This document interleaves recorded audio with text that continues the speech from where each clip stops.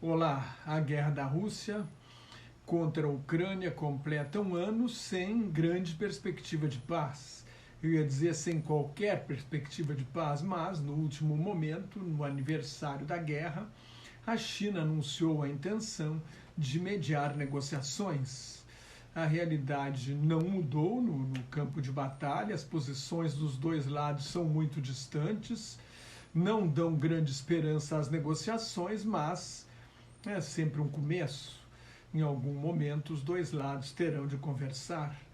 A guerra, lançada há um ano pelo ditador russo Vladimir Putin, é uma guerra de agressão, uma guerra de conquista, uma guerra imperialista que viola a Carta das Nações Unidas e dois princípios fundamentais da sociedade internacional: a soberania nacional e a integridade territorial.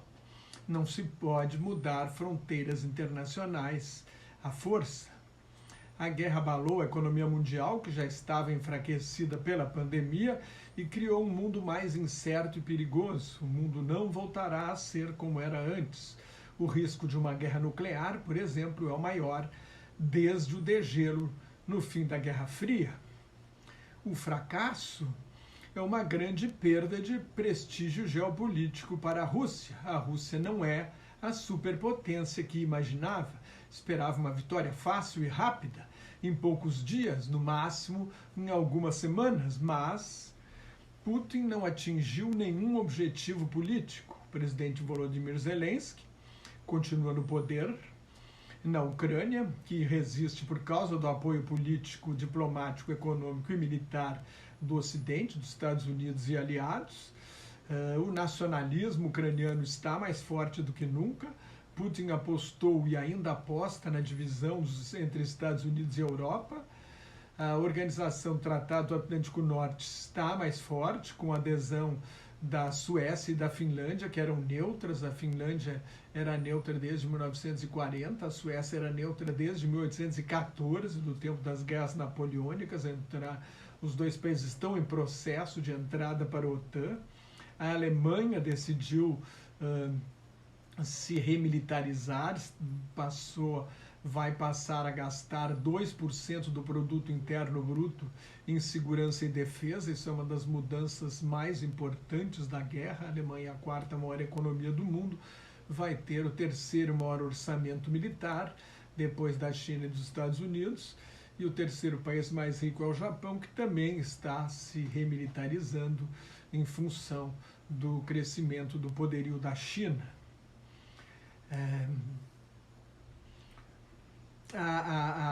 Então a OTAN ficou mais forte e a Ucrânia iniciou negociações para entrar para a União Europeia. Preciso lembrar que essa guerra começou por causa da Revolução da Praça Maidan, que começa em novembro de 2013 e acaba com a queda do presidente aliado de Moscou em fevereiro de 2014, porque Viktor Yanukovych interrompeu negociações de adesão à União Europeia. Por outro lado, a Ucrânia não consegue recuperar totalmente os territórios ocupados pela Rússia desde 2014, que é o seu principal objetivo político, e as sanções econômicas não impediram o Kremlin de financiar a guerra. Com mais de 13 mil sanções, a Rússia é alvo de uma verdadeira guerra econômica. Ontem houve outra votação na Assembleia Geral das Nações Unidas, onde as grandes potências não têm poder de veto, mas a Assembleia Geral também não tem força, né? É só uma coisa declaratória. Como em março e em outubro do ano passado, 141 países condenaram a invasão, entre eles o Brasil. Desta vez, a resolução pede a retirada imediata e completa, retirada total das forças russas da Ucrânia, do território ucraniano. 7 países votaram contra e houve 32 abstenções, inclusive da China, da Índia e do Irã. Estes países, especialmente a China e a Índia, segunda e quinta maiores economias do mundo, e o chamado Sul Global, os países em desenvolvimento, não aderiram às sanções econômicas impostas pelos Estados Unidos, a União Europeia, o Reino Unido e aliados como o Canadá, o Japão, a Austrália e a Nova Zelândia. Assim, a Rússia, que tem por causa do seu tamanho, tem uma fonte quase inesgotável de matérias-primas, vende seus produtos com descontos para os países do sul global e em operações triangulares essas mercadorias chegam a outros países e a economia russa sobrevive, apesar do congelamento de 300 bilhões de dólares em reservas cambiais. No ano passado, a Rússia faturou 218 bilhões de dólares exportando petróleo e 138 bilhões de dólares com gás natural, uma alta de 80% no faturamento com gás natural. Havia previsões de queda de até de 10, 12% da economia da Rússia. A baixa foi de 2,2% e a expectativa é que volte a crescer em 2023. Já a Ucrânia, que é o país onde acontece a guerra, portanto sofre muito mais, perdeu 1/3 do PIB e a moeda ucraniana 18% do valor, enquanto o rublo se valorizou 14%. A Rússia não podendo negociar em dólar, o dólar parou de circular na economia da Rússia, então aumentou a demanda por rublos. A Ucrânia precisa de 5 bilhões de dólares por mês só para manter a máquina pública funcionando, sem contar com a máquina de guerra. A guerra tem origem numa visão nacionalista, numa visão imperialista do nacionalismo russo, que considera a Ucrânia parte da Rússia. O primeiro documento da história da Rússia é uma carta de Vladimir, príncipe de Kiev, adotando o cristianismo ortodoxo como religião oficial do Ducado de Kiev, numa aliança com o Império Bizantino, em 1988. O Principado de Kiev é hoje conhecido como Rússia Kievana. Assim, para o nacionalismo russo, se a Rússia nasceu em Kiev e Kiev é a capital da Ucrânia, a Ucrânia faz parte da Rússia. Só que a Ucrânia tinha mais de 1000 anos de história quando os cossacos se aliaram ao czar Aleixo I no Tratado da Pereslávia em 1654, em meio a guerras contra a Polônia. O historiador ucraniano Georgy Kasyanov observa que os russos invadiram a Ucrânia impulsionados por uma ficção histórica de Putin, que escreveu um ensaio em 2021 para afirmar que a Ucrânia nunca foi um país independente, é parte da Rússia e foi criada pelos líderes comunistas Vladimir Lenin e Joseph Stalin quando fundaram a União Soviética em 1922. Quando Putin mandou distribuir o ensaio a todos os soldados russos, o ex-ministro do exterior da Polônia, Radoslav Sikorski, concluiu que a guerra seria inevitável e seguiria um padrão histórico. Repetir o que a Rússia fez com a Ucrânia ao longo da história, exterminar as elites, russificar a cultura e o povo e controlar os recursos naturais, a terra fértil, a ultra fértil Terra Negra da Ucrânia, que é uma das melhores terras agrícolas do mundo, para submeter os recursos naturais da Ucrânia às ambições imperiais da Rússia. A Ucrânia seria reduzida a um lugar de camponeses folclóricos, não seria uma nação livre, independente, capaz de escolher o seu próprio destino. A resistência ucraniana também é inspirada pela história. Quando o ditador Joseph Stalin coletivizou a agricultura na União Soviética, pelo menos 3.900.000 ucranianos morreram de fome em 1932 e 1933. O massacre é conhecido como Holodomor, a matança pela fome. O diretor do Instituto Ucraniano em Londres, Olesya Kromeychuk, lembra que a experiência histórica da Ucrânia, sem um Estado nacional ao longo da maior parte da sua história, na luta contra a repressão, com uma independência duramente conquistada, forjou a Ucrânia que existe hoje, anti-imperialista, unida diante do inimigo, determinada a defender a sua liberdade. A liberdade, para a nação ucraniana, é um imperativo de sobrevivência. Desde a independência, a Ucrânia, em 1991, com o fim da União Soviética, a Ucrânia se dividia entre o oeste, que fez parte do Império Austro-Húngaro e é mais ocidental e europeizado, e o leste, que é mais étnica e culturalmente russo, se falava mais russo que o ucraniano. E os partidos europeístas se alternavam no poder com o Partido das Regiões, um partido federalista mais ligado à Rússia. Os bombardeios de Putin uniram o país. O historiador polonês Adam Michny comentou que a ocidentalização da Ucrânia não depende das cidades mais europeizadas como Kiev e Lviv, e sim de cidades como o Kharkov, a segunda maior cidade do país, e Odessa, a pérola do Mar Negro, fundada por Catarina a Rússia no fim do século XVIII. Sob bombardeio, Kharkov e Odessa, assim como Mariupol e outras cidades etnicamente russas, optaram pela Ucrânia. A desculpa de Putin para a guerra é que este é um território histórico da Rússia, que a czarina Catarina Grande chamava de Nova Rússia, e esse território histórico está sob controle de um regime neonazista depois de um golpe de Estado inspirado pelo ultranacionalismo de Stepan Bandera, um líder ucraniano de extrema-direita que tentou se aliar aos nazistas durante a Segunda Guerra Mundial para vingar o Holodomor.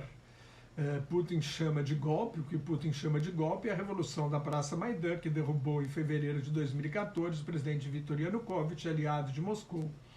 Eu já falei há pouco, caiu porque interrompeu negociações com a União Europeia e a população se revoltou. Putin compara a expansão da OTAN para a Europa Oriental, para países que têm medo da Rússia e por isso se aliaram aos Estados Unidos,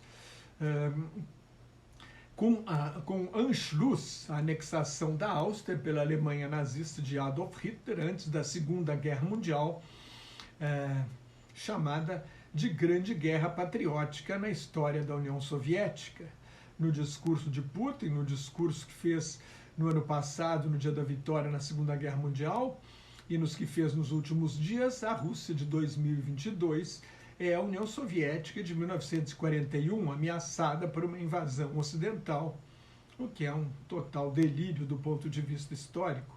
Putin quer convencer os russos de que estão lutando a mesma guerra que seus pais e avós lutaram, que esta é uma guerra da Rússia contra a civilização ocidental decadente, e ele citou no seu último discurso a pedofilia como se fosse aceita no Ocidente e o casamento gay como provas da decadência moral da Europa e dos Estados Unidos. Então, mais uma vez, Putin afirma que é preciso derrotar o nazismo, mas quem se parece com os métodos nazistas é ele.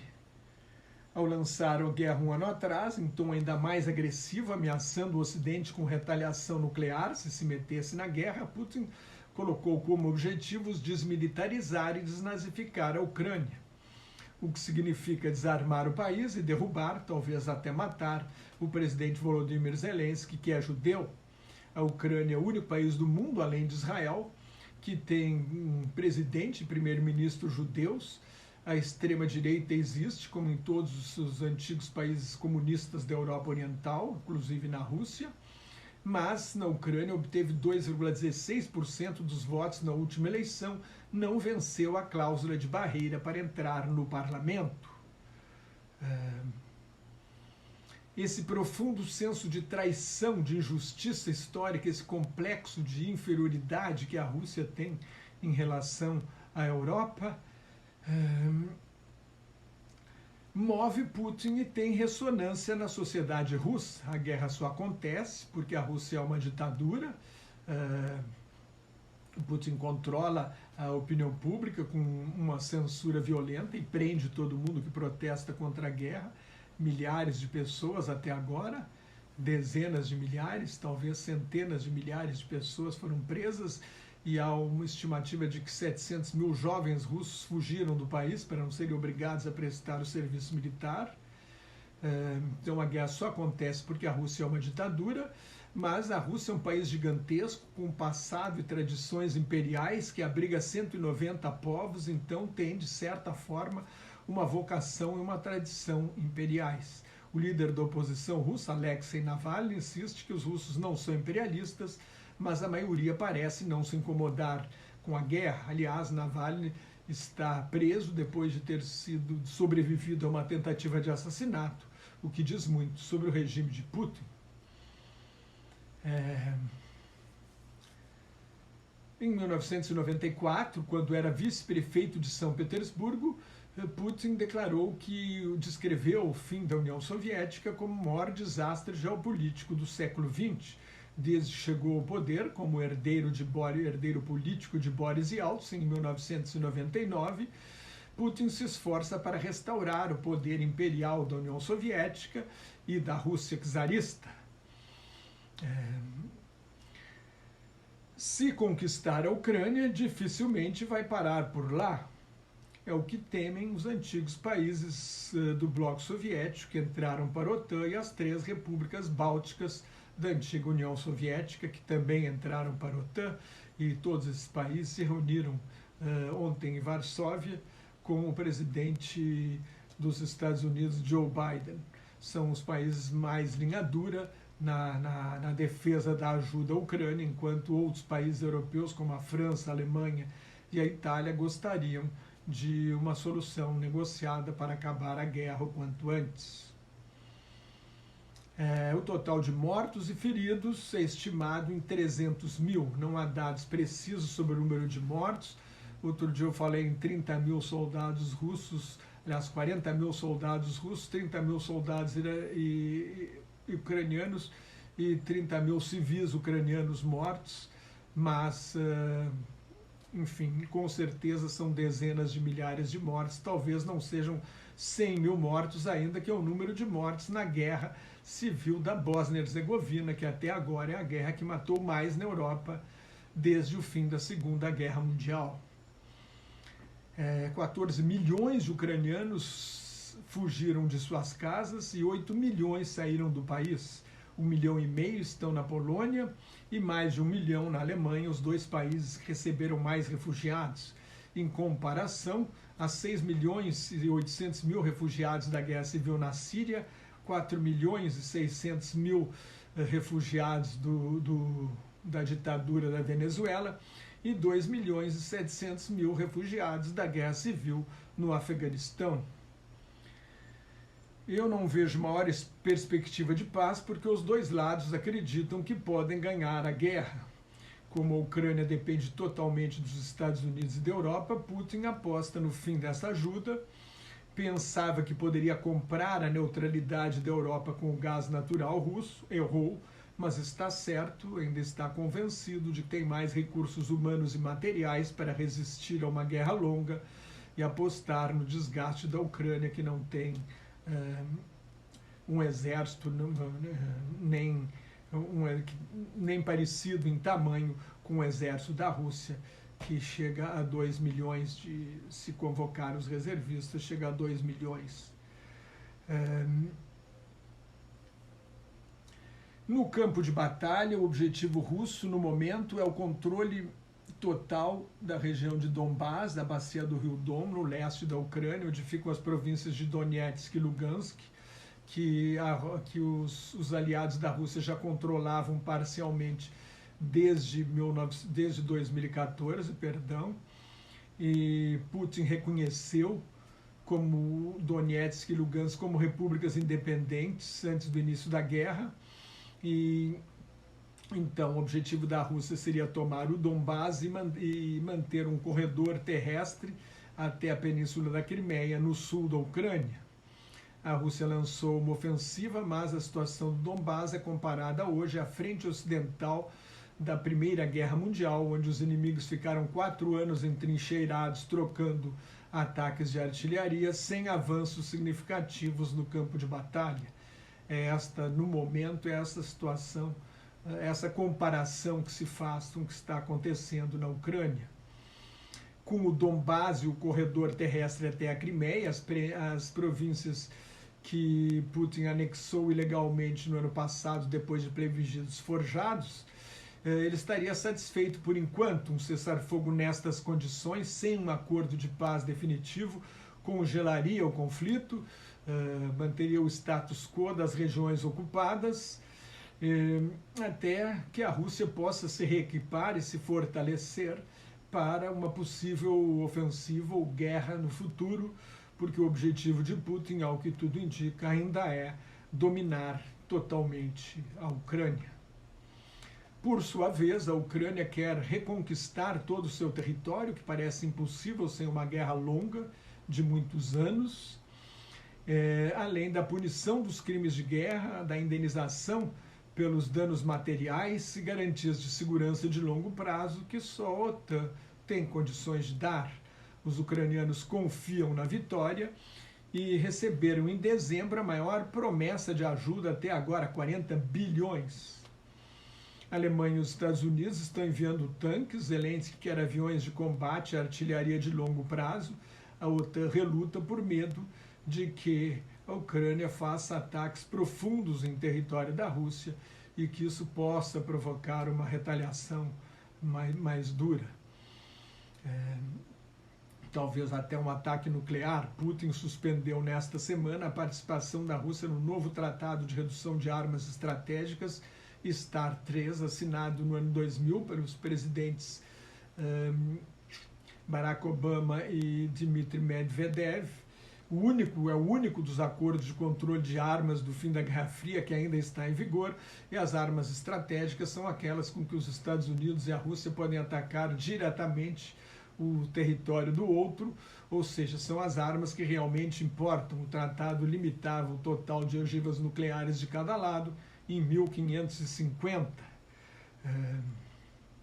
A guerra da Ucrânia tornou o mundo mais perigoso. Acabaram os dividendos de paz da Guerra Fria, era de ouro da globalização, quando o importante era produzir no local de menor custo.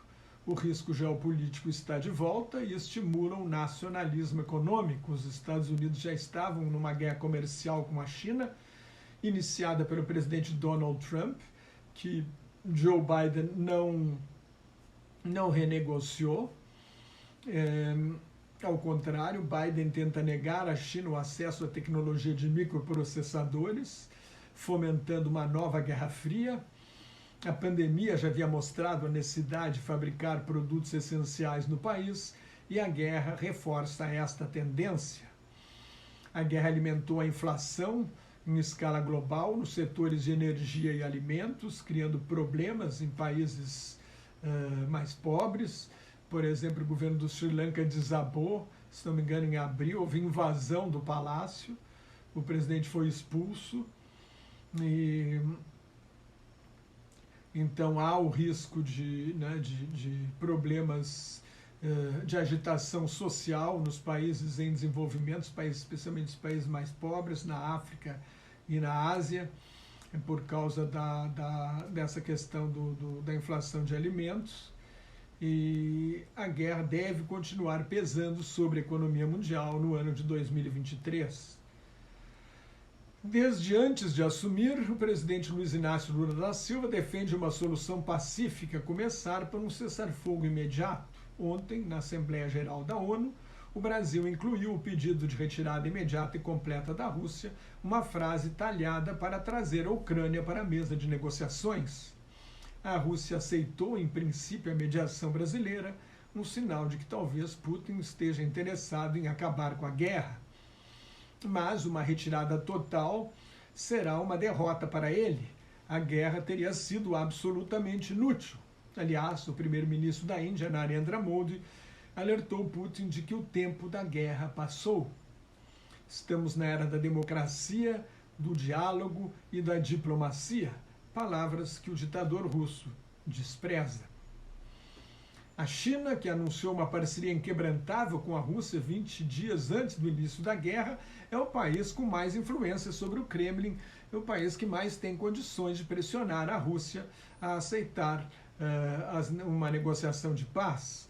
Até agora, a China parecia apostar na vassalagem, na dependência cada vez maior da Rússia e no desgaste dos Estados Unidos, que não teriam a mesma prontidão para a guerra enquanto ficam alimentando a máquina de guerra da Ucrânia.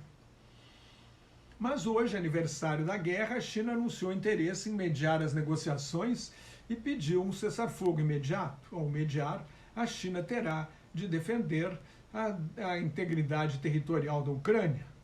A mediação chinesa é sempre bem-vinda. Vamos ver como será o plano de paz. Se você gostou, assine meu canal no YouTube, leia o meu blog Globalização em Crise, me siga no Twitter, no Instagram e no Facebook, onde colaboro com o grupo Quarentena News. Muito obrigado e até mais.